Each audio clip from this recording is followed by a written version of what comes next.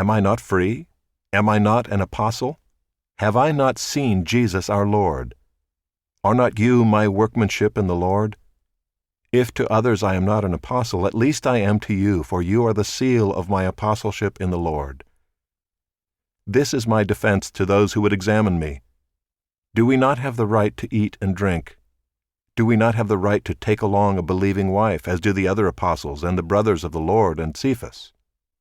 Or is it only Barnabas and I who have no right to refrain from working for a living?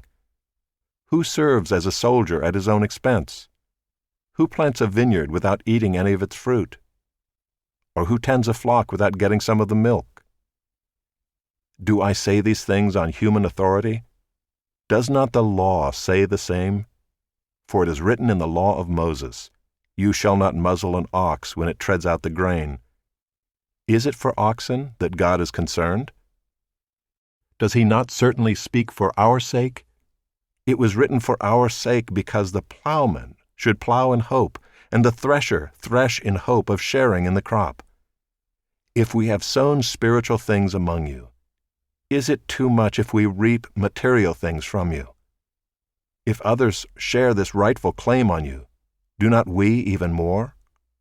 Nevertheless, we have not made use of this right, but we endure anything rather than put an obstacle in the way of the gospel of Christ.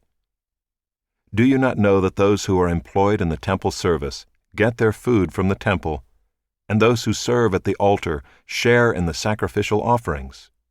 In the same way, the Lord commanded that those who proclaim the gospel should get their living by the gospel.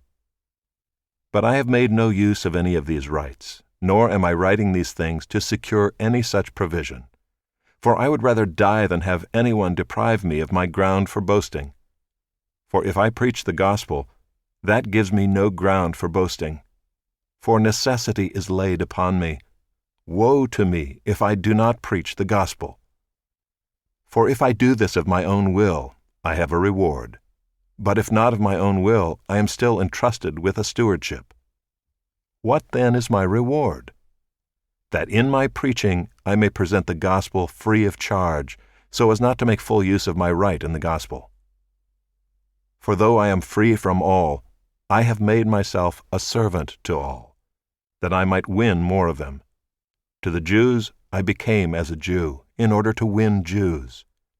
To those under the law I became as one under the law, though not being myself under the law, that I might win those under the law.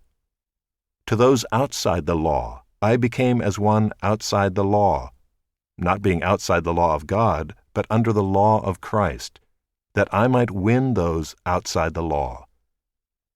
To the weak I became weak, that I might win the weak. I have become all things to all people, that by all means I might save some. I do it all for the sake of the gospel, that I may share with them in its blessings.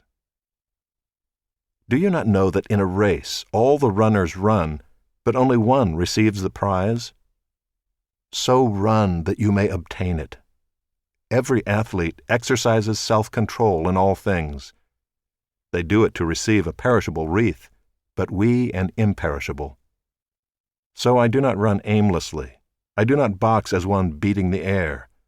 But I discipline my body and keep it under control, lest after preaching to others, I myself should be disqualified.